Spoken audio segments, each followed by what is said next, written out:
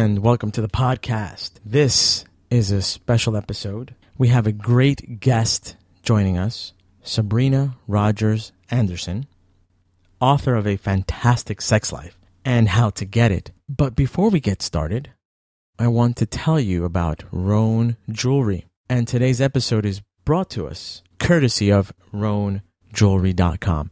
I want you to check them out. They have great gifts for that special lady in your life. You can find them at RoanJewelry.com. That's ROAN Jewelry.com. Check them out because when you support them, you support the show, and we can continue to bring you all these great guests, all these great topics and content that you enjoy week in and week out. And I also want to remind you to subscribe to the podcast. You can subscribe by going to Stitcher Radio, and on Stitcher, you can find us at robaguilarshow.com.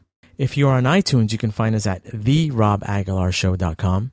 You can also find us on TuneIn at robaguilarshow.net and on SoundCloud at robaguilarshow.us. So you have plenty of channels where you can find us, where you can subscribe. I would also like to invite you, if you're on Android, you can download our app by simply going to the Android store, in the search box, typing in Rob Aguilar Show. That'll take you to the app, download it, and you can listen to us all the time, on demand, whenever you want. You can listen to old episodes, the latest episodes, and this way you will stay always up to date with everything that we are doing here on the podcast. So make sure you support RoanJewelry.com. Make sure you subscribe to any one of those channels that I mentioned, or just go and download our app. Tell your friends about the podcast. Make sure you write a review, give us a rating. That'll increase our exposure and spread the word about this show. So stick around. We have lots of fun things lined up. You do not want to be left out. From A1 Studios in Sunset Park, Brooklyn, New York, this is the Rob Aguilar Show.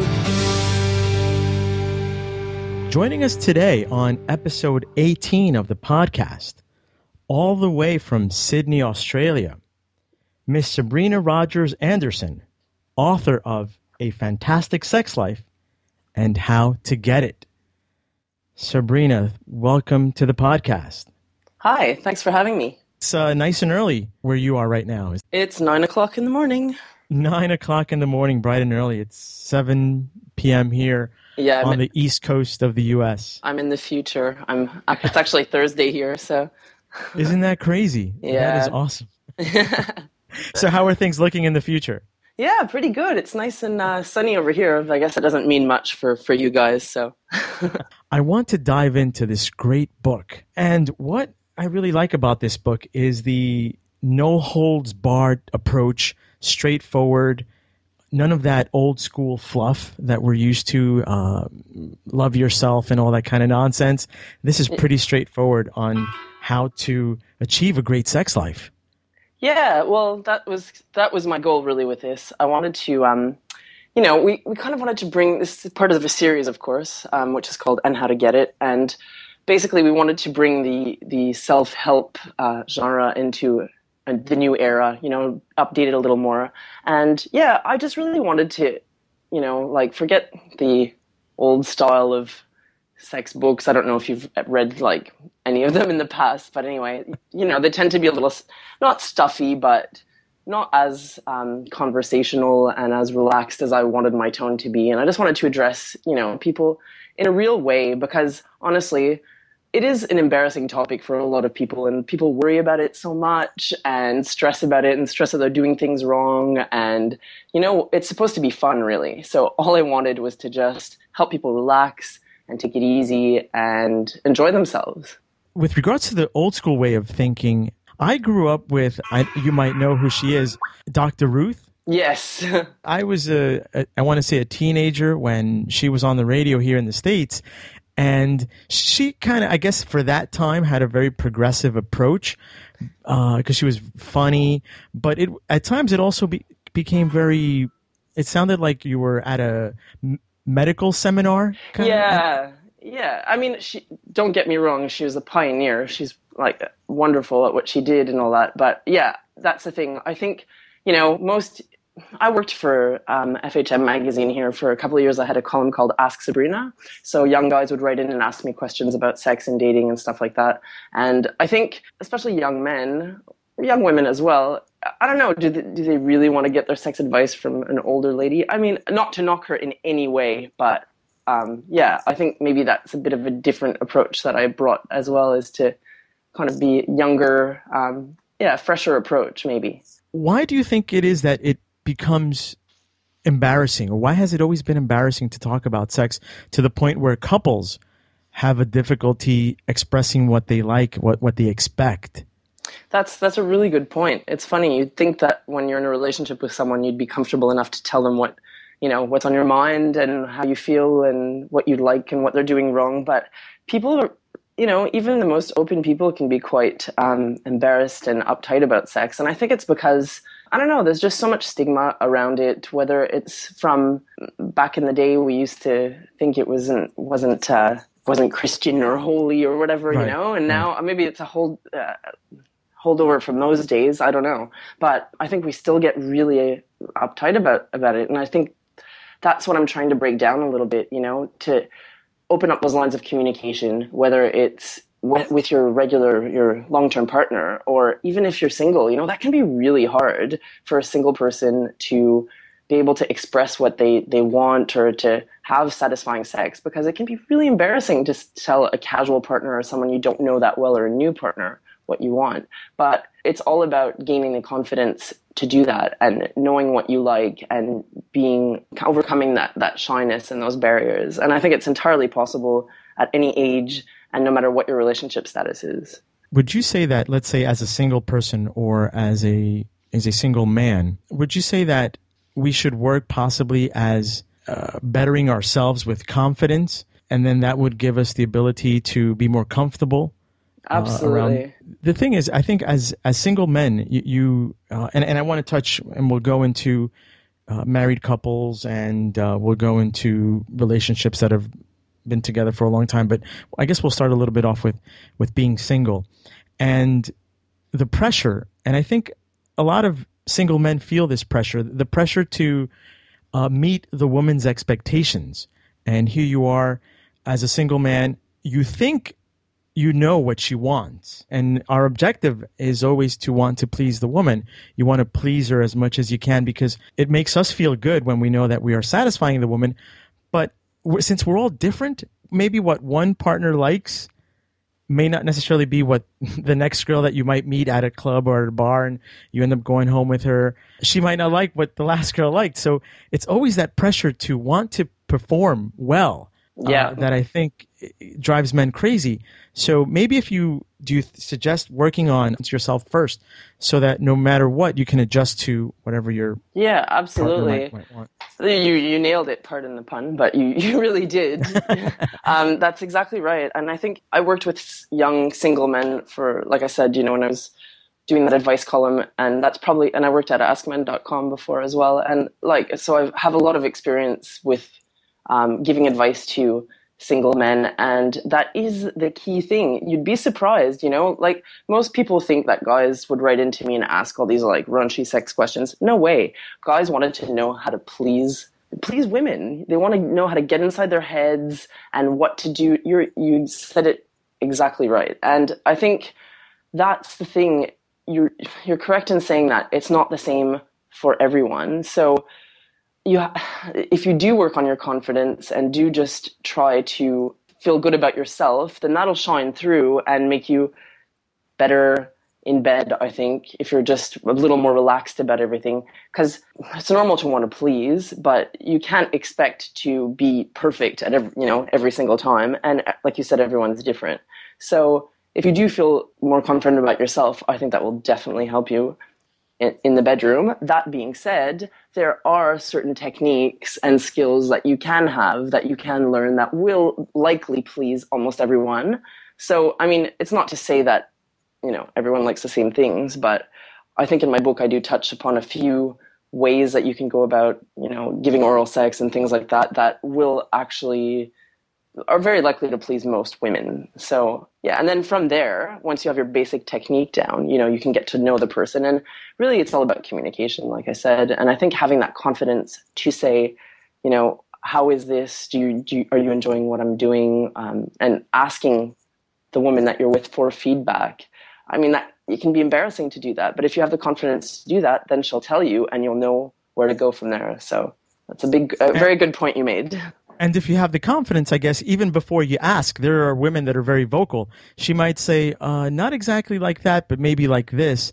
And I guess if you have that confidence, then you're not going to take that personal. That's right. And you'll adjust to what she likes. Yeah, that's exactly right. Because you can't possibly know what every person likes. It's impossible. And it's really, it isn't personal if she tells you. You should take it as a good thing, because honestly, she could just be lying there and hating what you're doing and not telling you. So if she tells you, that's golden. From there, you're just going to be able to improve, and then, it's just going to get better. But that communication part is also something I think that is very difficult to conquer. I think a lot of people have, just in general, humans have a difficulty communicating. I mean, we can think of historically so many wars that could have been prevented worldwide if people had that skill to communicate. Yeah, that's right. I think that's also something that people can benefit from your book. You touch on how to tell your partner what you like, or what you expect, or what your expectations are. Yeah. And I think that's something that's very key and very important. Not only, I guess, in sex, but in general as an element important to the relationship. For sure. And, you've got to give yourself time as well. Like, I wasn't the most confident person when I started this whole this whole journey. I think we're all shy in our own ways. You can be outwardly a very confident person or seem very confident to the outside world, but how you are in the bedroom is completely different. Some people can, and it can go the opposite way as well. Some people can be very shy and they can be like, animals in the bedroom. Yeah, totally. But, it's not a guarantee. Either way, that's the thing. You've got to give yourself some time. And that's what I tell, especially young single guys, don't try not to put too much pressure on yourself, and give yourself time to build up that confidence. Because you can't just overnight become this really experienced, amazing sex god. You've got to just, take your time and try not to put so much pressure on yourself, and tell yourself that the girl that you're with probably she's not an expert either. So just, if you're both young and all that, just try not to relieve a little bit of that pressure and try and relax and have some fun, because we spend so much time worrying about what we're doing and stressing, and you've got to take a step back and try and enjoy it. If you can't enjoy sex, then what can you enjoy? Yeah, that's so true. But you'd be surprised. So many people, I think it's really easy to get really up in your head about it and think about it too much. And just worry that you don't have those skills and techniques down. But like I said, you got to get to know each person. But I think, I definitely give a few tips in my book that I think will at least give some basic skills to people so that they can go out there and be like, okay, I know what to do. I know where things are. I know where to start. It sounds silly, but a lot of people, I think, are a bit confused as to how to even go about it. So, I think if you get those basic skills down, it's a really good starting point. Yeah, and I guess if they don't know where things are, then luckily for this generation, you can always do a Google search for images, and the internet is your friend. That's for sure. And you can figure out where things are, and then get back to to learning from your great book.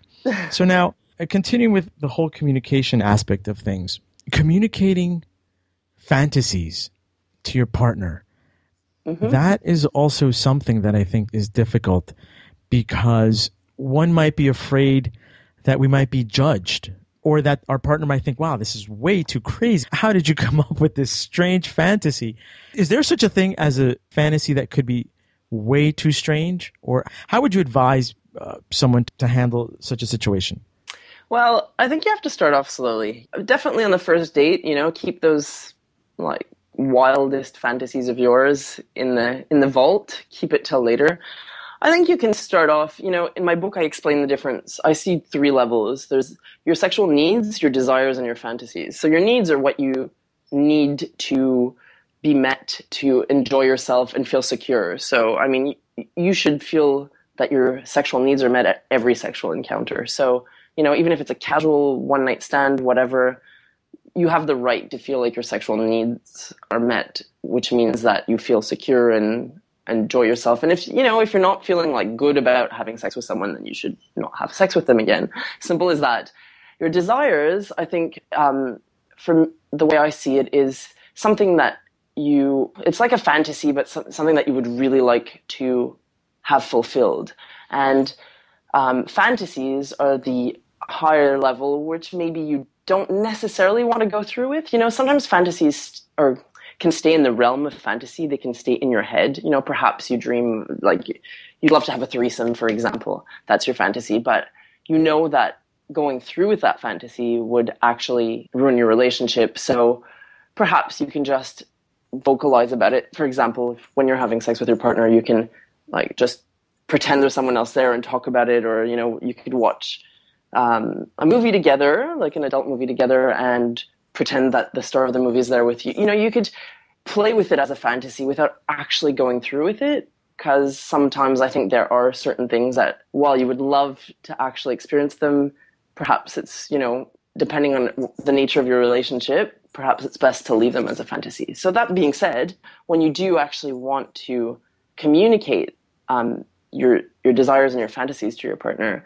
I think, you take it slowly. Start with at the beginning of a relationship, you're getting to know the person. Start with the basic stuff. It's good to say what, your basic desires and stuff. But I think if there's kinkier stuff you're into, just wait until you're into a relationship that's more stable and you're more comfortable with the person, so you don't freak them out.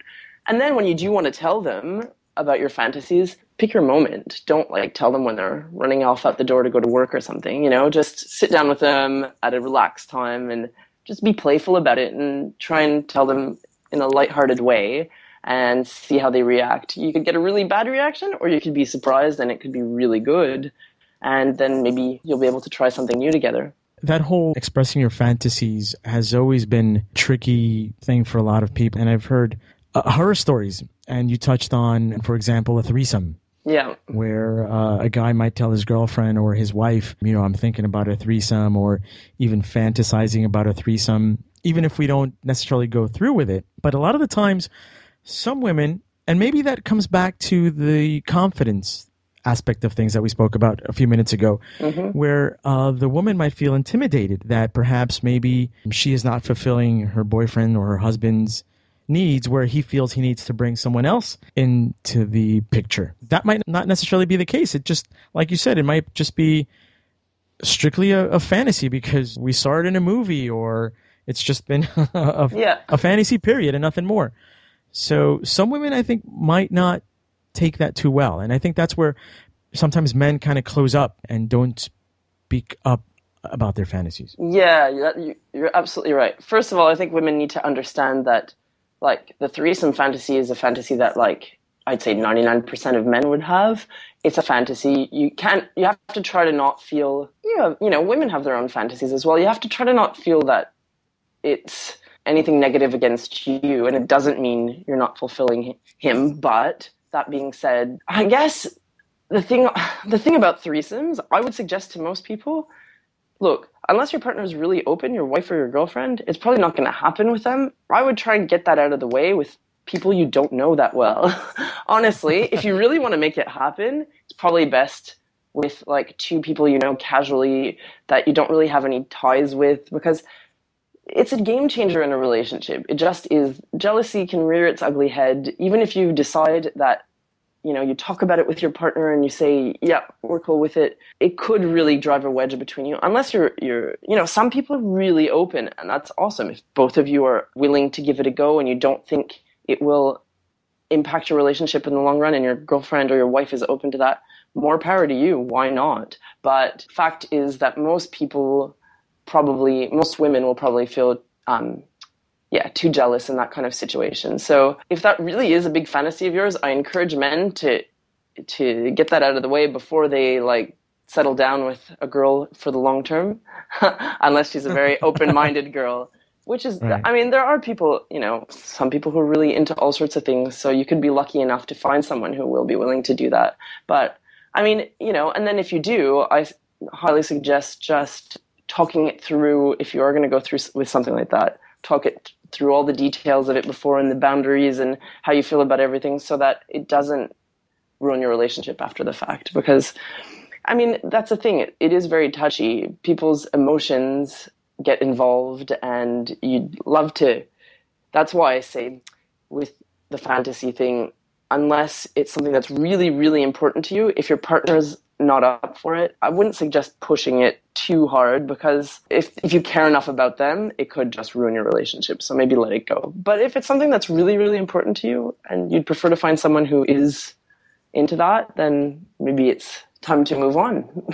I agree 100%. Now, my thing with threesomes is when I was single, I've been married now for 3 years. But as a single guy, I was just always intimidated, like we spoke earlier about me being able to meet the expectations of one woman, let alone adding a second woman. and it's just, it would seem like so much more work. Yeah, that's a very good point. I think the reality of it is probably not half as good as what guys imagine in their heads. Some people kind of go by what they see in porn.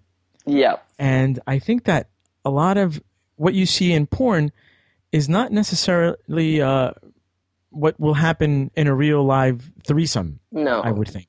Yeah, that's very, very, very true. Because, I mean, that's all pre-rearranged. There's a script. There's a director that's telling them what they need to do. And I don't think it would probably play out as perfect. No, probably not. And, yeah, that's exactly right. Which is why sometimes fantasies are best left as fantasies. Just like if you go through with it, you're probably going to ruin it. But you can still play around with that. Like I said, with your partner, just verbalize about it while you're having sex and think, use it as a fantasy. Because fantasies sometimes can be just great to play around with without actually. Yeah, I think you're absolutely right in saying that it's just not going to happen like in your favorite movie. No. Yeah. No, someone's getting left out at one point or another. There's a good chance. There are so many, I guess, other fantasies that people can maybe act on that are not necessarily going to have a negative impact in the relationship. Maybe like I knew a couple who would go out to the supermarket and pretend that they were strangers and that they met there at the produce aisle and then went back home. That's things like that. One. I love that. You could do things like that, and that I don't think anyone would get their feelings hurt in that one. You're just two strangers in a supermarket picking up produce and groceries, and you met there, and let's go home. Yeah, for sure. Yeah, I always laugh because I suggest in my book to go to a bar and pretend to be strangers, but I always laugh when I think about the Modern Family episode where Claire and Phil meet up, and Phil's wearing that name tag. Anyway, yeah, you don't have to do it as cheesy as that, but you're You're right in saying that.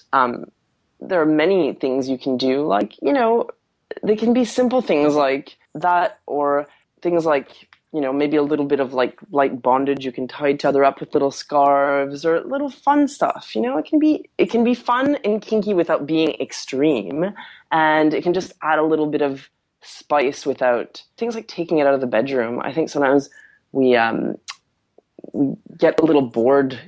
It can get stale in a relationship after a while because we do the same positions in the bedroom every night. No, not every night, sorry. We wish. But same thing over and over. And just to try and take it out of the bedroom, maybe try and have sex in the kitchen or outdoors, or just trying to, shake things up a little bit. It doesn't necessarily have to be anything major, like out of a porn, like you said. It can be just little things that you do that are exciting and add a little spark in your relationship again. And the thing is, like you said, when you're single, you have a certain vision of sex, and that tends, I think as a young guy, it tends to be based on porn a lot. But then when you get married, as you would know, things do change. And then if you have children, and, that's why I do cover all these different stages of life in my book, because things do really evolve. and your priorities aren't the same as they used to be. And perhaps all those fantasies that you had aren't, as a young single guy, they don't become as important to you, perhaps, when you're married and you found the person that you really care for. But, it depends. For some people, those things do continue to be important. So, I think the important thing is to really learn to communicate those things in an adequate way, those fantasies, to your partner, so that you do make sure that you don't freak them out. And just maybe you'll find out that if you do take it slowly and say things in a really non-threatening way and take it slow, I think you could actually find that maybe your partner is quite open to certain things that you're interested in, and it could actually open up new doors for you. I wanted to touch now on something you said a couple of seconds ago about having sex every day. You hear so many authors and sex therapists and couple counselors or marriage counselors touch on the amount of sex that they all think a married couple should have. Some say 3 times a week, 4 times a week, 2 times a week. Can we put a number on how much sex a married couple should have in order to still have a sexy, healthy relationship? No way. There's no way you can put a number on that, because, first of all, everyone's different. Every couple is different, and couples go through different phases. You can go through a phase where you have sex often, and that can be for various reasons. Maybe you're not stressed at work, you're on holidays, or you have more time as a couple.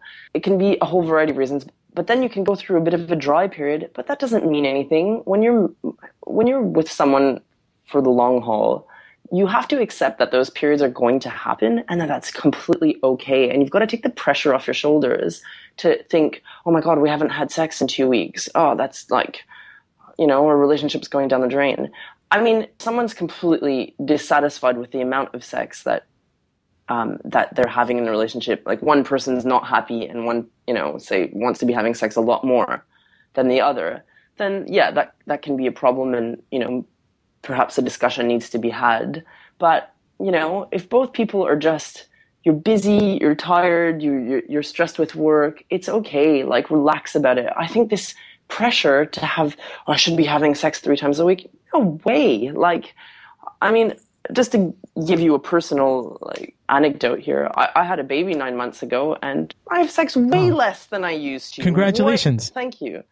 I don't usually discuss that when I'm discussing this book, but I think just to give my personal opinion on this, I have sex way less now, because you're tired and sleepless nights. You've heard it all before, but I used to think, to be honest, before I had a baby, I used to think, people are just lazy. They've got tired, schmired. You've got to, make the time. And it's like, no, it's not. Life's not always like that. You've got to give yourself a break and accept that. Hopefully, if you're in this for the long term, there will be ups and downs, but it doesn't mean that if you're having sex a little less often for a little while that your relationship's going down the drain. No way. As long as you're still close and you feel that the bond with your partner is still there, then just go with the flow. Like, it's okay. I think this putting a number on it, and then that makes people feel inadequate, I think. I can totally relate and identify with what you're saying. My wife and I actually had a baby 9 months ago as well. Oh, congratulations. Thank you. And he'll be 10 months in a couple of days on the 29th. Oh, wow. But it's a great coincidence. He was born July 29th. Oh, mine was August 12th. We're very close. Oh. What's his name? His name is Robert. Oh, lovely. Robert D. Aguilar. And he was actually, the doctor said his due date was August 10th. Huh. He came 2 weeks earlier. Wow. But I can totally identify with what you're saying. The sleepless nights, I mean, you know exactly what it's like. Feeding him every 2 hours at night, those first couple of weeks. It's crazy. And it is. And it is life-changing. It's our first, so it and maybe other couples who are listening who have had a child or who are planning to have a child. For us, it definitely brought us together, more together. You get that sense of we're a family now. We have this child that now depends on us. And we were emotionally, we were definitely, without a doubt, brought together. But the physical, the sex part, of course, you have less sex. But I always try to, even though we were having less sex then, to still have a certain level of intimacy, whether it be holding her at night while we were in bed, caressing her hand, caressing her hair, kissing and things like. Because that's very nice.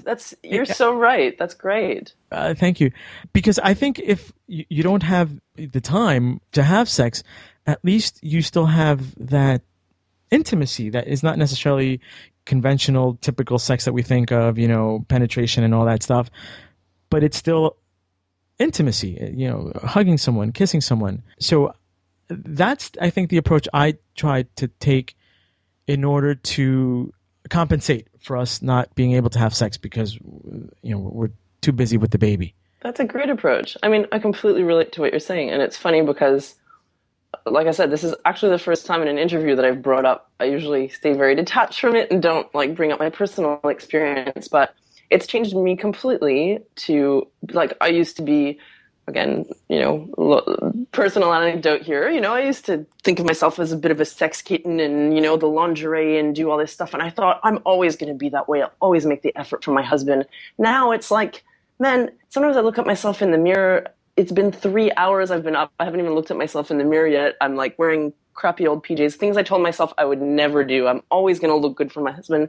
Oh my God, things change. But you're right in saying that the intimacy and the connection we have now, I loved what you said about now we're a family.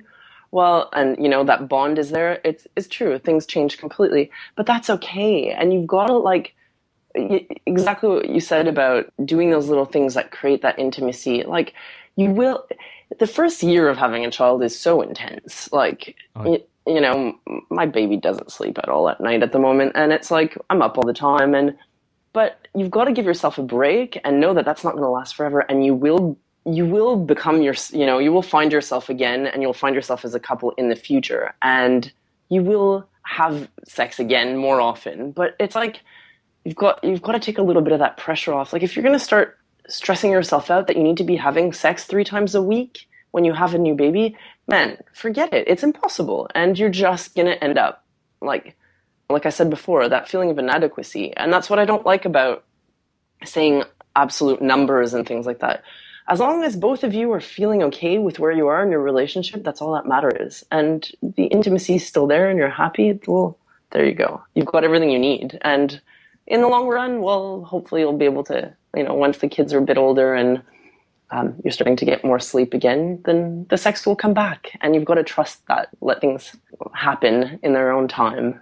I think, you touched on something about, maybe not dressing the way you used to before, or the lingerie and all that. It's pretty interesting. And I'm the same way. I always keep the personal stuff separate from the show, but for some reason I feel comfortable at this moment talking about it, maybe because we're sharing a similar experience. We're in the same boat, so to speak. For sure. With regards to what you were saying about being sexy or the lingerie and all that, I don't know, but personally, when I was in that delivery room with my wife and the baby was being born and I was there and I saw everything, I participated as much as I could in the whole process of the delivery. And for the first time, I want to say that I completely saw her in a different light. And I think a lot of women go through this afterwards where they're not doing the sexy thing anymore with the lingerie and the getting all spruced up and all that because of the baby, or they don't have the time to do so. But I think the women need to know is that, and this is with other guys that I've spoken to, they kind of all share the same idea or something along the same lines, is that I saw her in a completely other light where I saw her strength, as she was pushing. And my wife is very much into health, and she's a runner, she's a marathoner. And, wow, we sound very similar. So am I.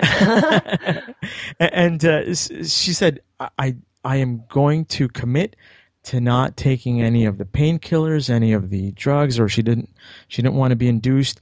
Good for her. we had a midwife. We didn't use a doctor or any of that.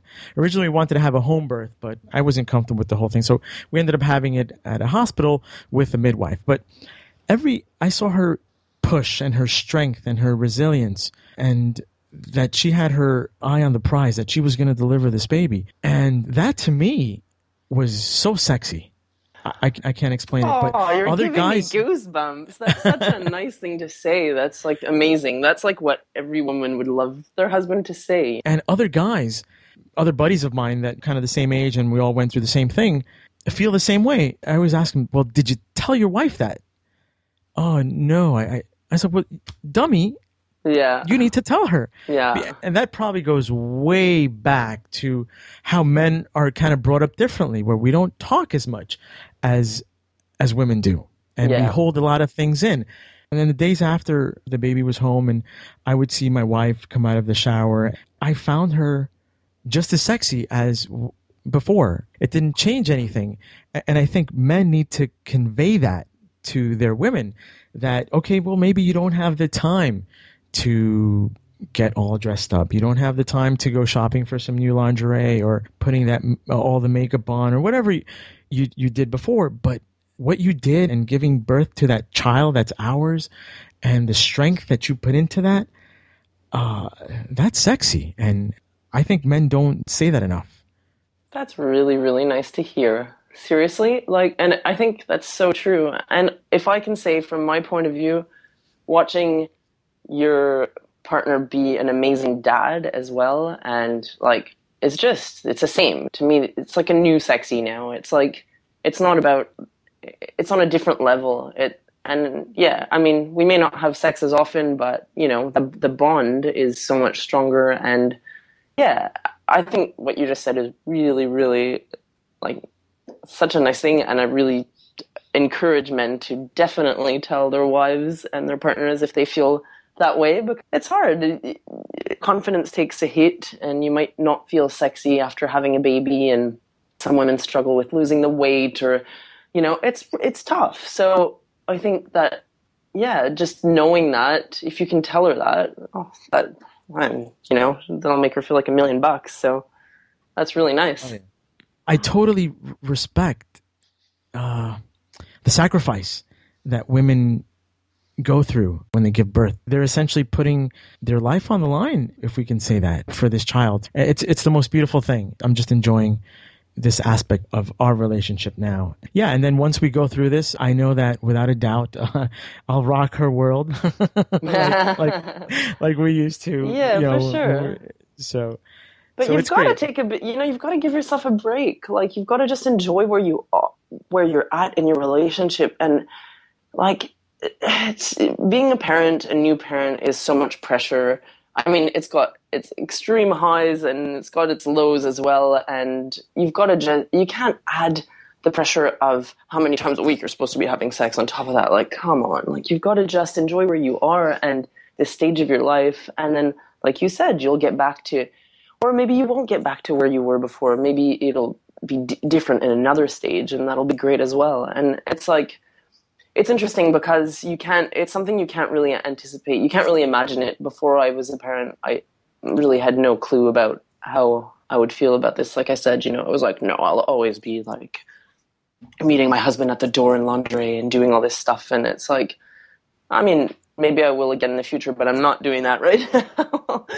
But that's okay, I don't think that there's anything wrong with that. And that's another thing that I think with other books about sex, they tend to, or advice columnists or whatever, different people tend to try to give this absolute advice. And I just think that that's why I tried to target each group of people, because I haven't been in all of them yet, because, I also talk about older couples and older single people and all that. I'm not there yet in my life.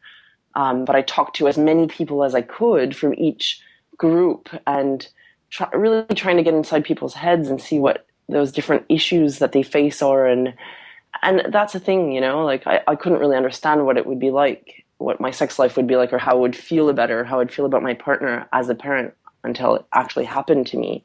And I think that's maybe the downfall of certain, advice books that are out there is that they just maybe try and give a one-size-fits-all kind of thing, and you can't do that. You've just got to, each stage of life is totally different. Each person is different, of course, but you've just got to like try to accept that where you're at, as long as, no one's unhappy or dissatisfied, then that's okay, and just go with the flow.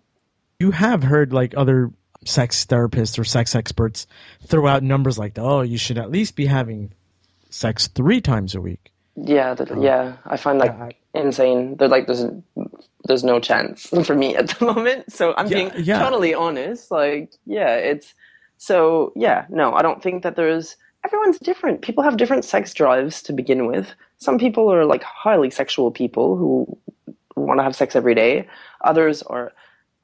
Some people are happy to have sex very little, or they'd be happy with once every few months. The thing is, hopefully you found a partner that's compatible with you, because that can be an issue if your sex drives are at the basis are different. Hopefully you're with someone who is similar to you. If not, well, that can cause issues, but hopefully you can arrive at a compromise there. But there's no numbers. Like, that's insane. I researched that number because I was very curious. And so I looked at different surveys and different statistics, and it didn't coincide with what the experts were saying. Couples that both worked and no children in the household, on the average, at least here in the States, we're having sex maybe, and the number was kind of weird because I guess when they average it out, 1.5 times a week was like the real number. Well, I think that's not bad. I think that's pretty good if you're doing 1.5 times a week. Yeah, 1.5. Funny number, you're right. Yeah, it was. But I guess when they averaged everyone that they surveyed, that's right. That's the number that they came up with, which is actually half of what these experts were saying. Yeah, it's funny because that's right. There's no, and like you said, it's even without children, 3 times a week can be hard. Like, you've got other stuff going on in your life. You can't just.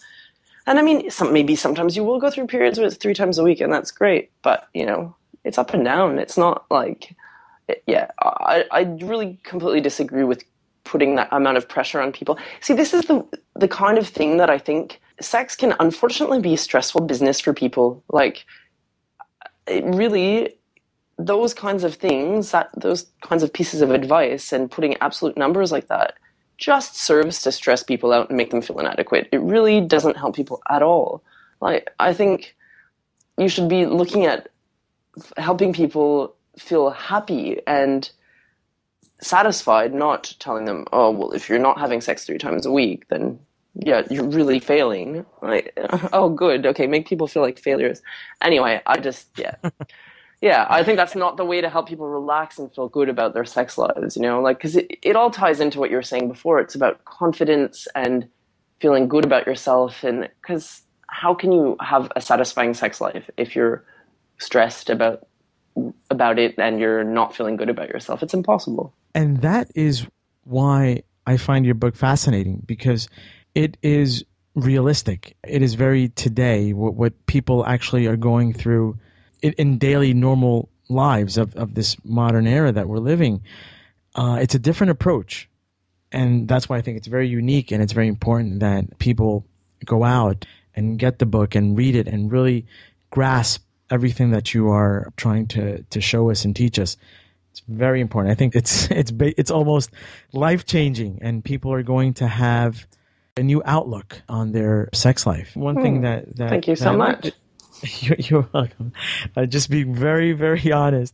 Yeah, well, I really tried to, like I said, I talked to so many people in writing this book. I interviewed a whole bunch of people, from friends to, people that were referred to me.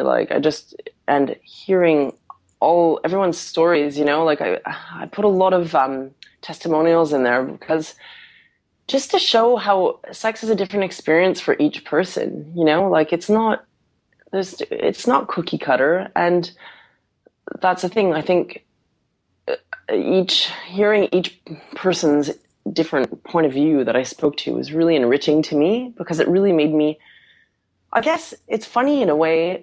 Geez, I'm really getting deep with you here. Like, to be honest, most of my interviews, I just because most people are interested in talking about the nitty gritty stuff, like, okay, so how do you spice up your sex life, and what are the good sex positions, and like, so I just stick to the like purely like, you know, sexy stuff and don't get into all this. But I find it really interesting to touch upon all this, because I think maybe when I tell people I wrote a sex book, they think, oh, okay, she wrote like this guide to being dirty, but I think it's about so much more than that. So I really appreciate that you see that aspect of my book, because I really tried to put that human side of it in there, with all those testimonials, people saying, you know, these are the issues that I faced, or, you know, whether it's a young guy who's like, yeah, I want to have lots of sex, but I'm really shy to go out and meet girls, all the way up to an older person who's like, you know, since I hit menopause, I've had hormonal issues and that's affected my sex life. Like, I found that really interesting to talk to a whole cross section of people, and to realize that everyone faces issues at some point, and but there are ways to overcome that. And I tried to attack each one of those issues and offer solutions to that based on all the people that I spoke to and what they told me they went through. So yeah, I think that was really interesting. It's great that you saw that aspect of my book. It's wonderful. There's a very human aspect to sex, a very emotional part of sex, where you always hear people, yeah, it's only sex, nothing emotional about it, no strings attached, and that may be okay, and that's fine, but I think that there's some sort of chemical reaction that takes place, that it's not just simply sex. There's always human emotion behind it. Mm-hmm. And just think of how one feels after sex. You get that warm and fuzzy feeling, and that's like a chemical reaction taking place. So it's very human. So although sex can be very animalistic, very instinctual, we're acting upon instinct, but there's also feelings and emotions involved. And I think that your book shows the human aspect of it, like everything you just talked about with a woman who reaches menopause and that chemical change that's happening in her body as well. Mm-hmm. So we miss that aspect of sex sometimes, and we don't understand it. And I think in order to have a healthy sex life, you need to understand at least a little bit of how that human side, that chemical reaction, that aspect of it works. And if you understand that, then you can kind of maybe have everything fall into place. I don't know if that kind of makes sense, but for sure, in my own weird way, that's how I view the human side of this book. No, for sure. And it's interesting because I think there can be, when you're young and single, and say you're a young guy and you're out having a good time and you don't want to settle down yet because you're like, say you're in your early 20s and you want to play the field, and then go for it. Why not? You know, enjoy that no strings attached sex. Enjoy that, as long as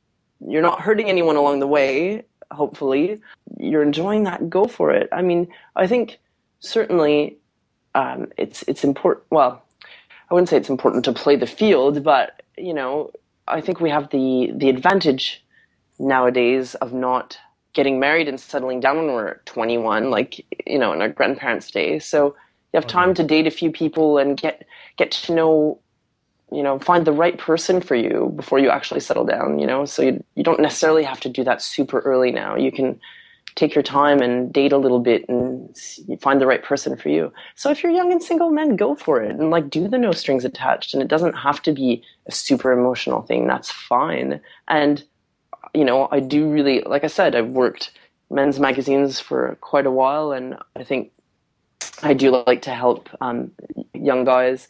But even then, you're really surprised by the number of times that young men would write into me asking a lot about how to please women and how to get the girl. Like, often, you know, you'd think they wanted to just nail as many women as they could. No way. Like, so many of the questions were like, oh, I'm really into this girl, and I just don't know how to get her and all this. So yeah, I mean, like you said, there are emotions attached to sex 95% of the time. I think probably maybe all the time, but, you know, some people are in a phase in their lives where they're having detached, emotionless sex or no strings attached, and that's totally fine. There's nothing wrong with doing that and being in that phase. And some people maybe prefer that for their whole lives. You know, maybe there's a proportion of people who stay detached.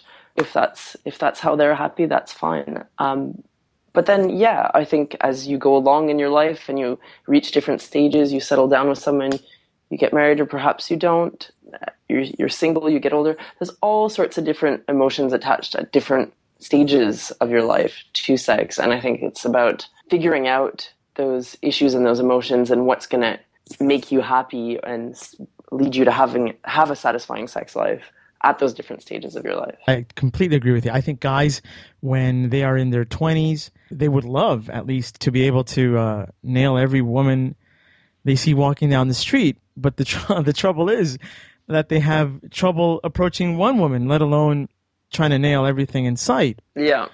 And I think back to the confidence issue, right? Back to the confidence issue. I was just going to say that I kind of like how this all worked out, because we started at the beginning of our conversation with the confidence issue, and we kind of made for it full circle and came back to the confidence issue, where if men learn that confidence early on in their life, and then I think they would be able to truly nail every woman that they saw and wanted to, because I think that women are attracted to confidence. And for sure, if you work on being confident from the beginning, then getting the girl you want is just kind of like a byproduct of, you kind of get it by default, just because you have that confidence. And you always hear that women want someone that makes them laugh, but yet they feel safe around. So essentially, what women want is a clown ninja or something like that, which I like that. which is difficult, So there's all these pressures, and it's just, I think, the way we're wired. Once we think we've conquered everything, or we conquered a particular stage in our lives, then bam, we're already into the next stage, and and you can't go back. Mm-hmm. So now you have to conquer this new stage, but it's all I guess how you view it, and again, having that confidence, I think, is very important. I used to, I'm actually Canadian originally, and I used to work for AskMen.com in Canada, and they make a big business out of helping guys. This biggest men's website in the world, thousands of articles online, and helping guys on all various aspects of their lives. But the basis of what they do is try to help guys be confident. That's at the basis of everything. But I mean, isn't that what we're all searching for? Everyone wants to feel confident and be able to go out there in life, but it's everyone's biggest struggle, isn't it? Like, even the most confident looking people, the people that seem the most sure of themselves, you'd be surprised, like, underneath that veneer of confidence is often a really shy or self-conscious person. And I think some people really learn to put themselves forth in a confident way, but that doesn't mean that we all have our insecurities. So, sure. Yeah, I think it's interesting. You said it at the beginning of our interview, and you really nailed the central issue to it all from go, because that's exactly what it all comes down to. And yeah, I mean, it's hard because when you're young, you're not confident.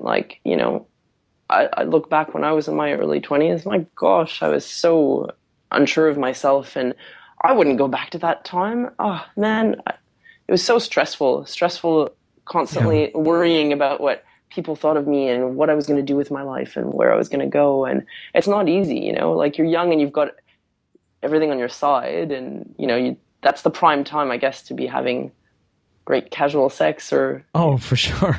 but like you said, it can be hard if you're not confident enough to go out there and actually get the girl. And yeah, so I think that's the first port of call, is to try and find ways to be more confident in yourself, for sure. I would go back only, and this is a big only, if I could go back with all the knowledge that I've acquired throughout the years. Yeah, it doesn't work that way, though, does it? It doesn't work that way. I would rule that era of my life if I went back with all the knowledge and experience that I've acquired from then till now. And but yeah, it doesn't work that way. The best that I can do, I think, is teach everything I've learned throughout my life to my son, so that hopefully he has and grows up with that confidence. That's a great goal. does great things. Yeah, because everyone talks about we should leave a planet, and this is just my own weird, funny humor, but everyone talks about leaving the planet better for our children. But how about leaving better children for our planet also? No one ever talks about that. That's a good one. It's so true.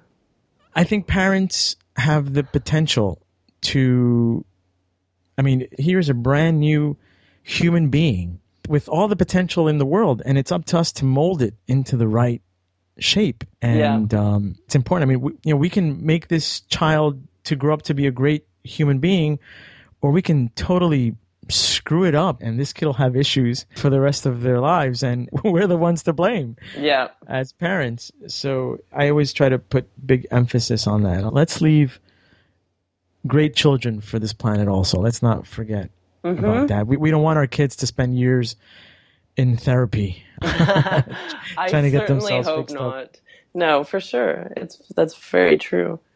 And yeah, I guess that is right. You can't go back in time. You can't go back to when you were younger. But the one thing you can do, is pass it on. I guess pass your knowledge on. That's a really good goal, I think. With that being said, this is a great book that I encourage everyone to go out and buy. A Fantastic Sex Life and How to Get It. Sabrina Rogers Anderson. Thank you so much for taking the time to conversate with us. It was a lot of fun. We got really personal, and I enjoyed that. And I know the people listening will also enjoy it, and they're going to go out and buy this book. Yeah, wonderful. Thanks so much for having me. It was really great talking to you. And we'd love to have you on in the future when talk about more fun things. More sexy stuff. Sounds great to me. Absolutely. Anytime. Awesome. I'd love to. This has been an A1 Broadcasting podcast.